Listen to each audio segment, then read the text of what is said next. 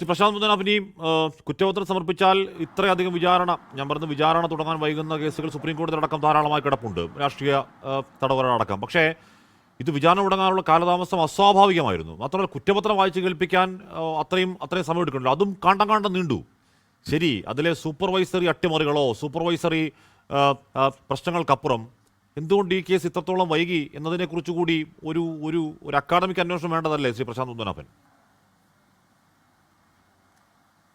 വേണ്ടതാണ് രണ്ട് ഭാഗത്തു നിന്നും. ഒന്ന്, പോലീസ് നമ്മുടെ ഭരണത്തിലിരിക്കുന്നവരുടെ ആജ്ഞാനുവർത്തികളായിട്ട് മാറുന്ന സന്ദർഭങ്ങൾ ഏതൊക്കെയാണ്, അന്വേഷണം പ്രബലരായിട്ടുള്ള വ്യക്തികൾ മറുഭാഗത്ത് വരുമ്പോൾ അന്വേഷണം സാധാരണ ഗതിയിൽ നടക്കുന്ന ആ സ്പീഡിൽ നടക്കാറുണ്ടോ എന്നുള്ള രീതിയിൽ അതിനെപ്പറ്റി ഒരു അന്വേഷണം വേണം.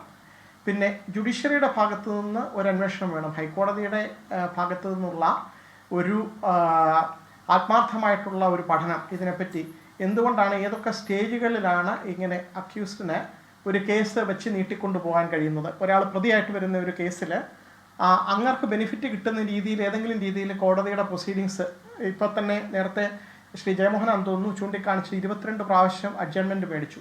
ഇങ്ങനെയുള്ള കാര്യങ്ങൾ എന്തുകൊണ്ടുണ്ടാകുന്നു, കോടതികൾ എന്തുകൊണ്ടാണ് ഇങ്ങനെ ഒരുപാട് സമയം നീട്ടി കൊടുക്കുന്നതെന്നുള്ളതിനെപ്പറ്റി കോടതിയുടെ ഭാഗത്തു നിന്നൊരു അക്കാഡമിക് ആയിട്ടുള്ള ഒരു പഠനവും അത് ഇനി മുന്നോട്ട് അങ്ങനെ വരാതിരിക്കാൻ വേണ്ടിയിട്ടുള്ള എന്തെല്ലാം നടപടിക്രമങ്ങൾ ചെയ്യണമെന്നുള്ളതിനെപ്പറ്റി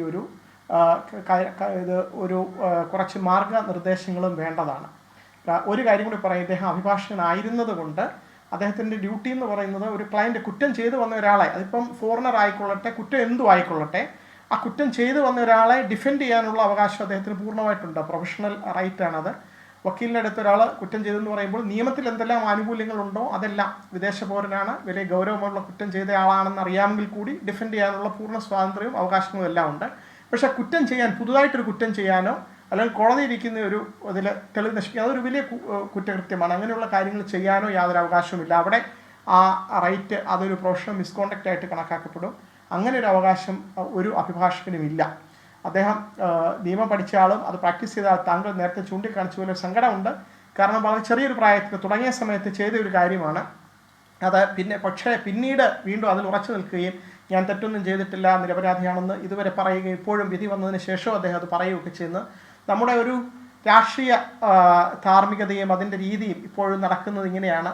തെറ്റുകൾ നേരത്തെ തന്നെ തിരുത്തപ്പെടുന്നില്ല. അത് എവിടെയെങ്കിലും രീതിയിൽ വീണ്ടും അത് അന്വേഷണ ഉദ്യോഗസ്ഥരോട് പറയുന്ന എന്തോ വലിയ കാര്യം ചെയ്ത മട്ടിലൊക്കെ അഭിമാനത്തോടു കൂടി പറയുന്നു. ആ കാലം മാറിപ്പോയി. നേരത്തെ ഉണ്ടവിഴുങ്ങി വക്കീലിൻ്റെ കാര്യം പറഞ്ഞു. പക്ഷേ ഇപ്പോഴിത് ഇങ്ങനെയുള്ള കാര്യങ്ങൾ ഗൗരവതരമായിട്ട് കണക്കാക്കപ്പെടുന്നു. കോടതിയിൽ ഇത് ഒരു ശിക്ഷയിലേക്ക് എത്തിയത് ഒരു ആശ്വാസമാണ്. മുന്നോട്ട് ഇങ്ങനെയുള്ള സിമിലർ ആയിട്ടുള്ള കേസുകൾ, ഇപ്പോഴും പെൻഡിങ് ആയിട്ടുള്ള കേസുകളിലും താങ്കൾ ചൂണ്ടിക്കാണിച്ച് അതേ അന്വേഷണം വേണ്ടതാണ്. എന്തുകൊണ്ടാണ് മറ്റേ പൾസർ സുനിയുടെ കേസിലൊക്കെ പോലും ഇത്രയും താമസം വരാൻ കാരണം എന്താണ്? ആരാണ് അതിനുവേണ്ടി മാറ്റി കൊണ്ടിരുന്നത്?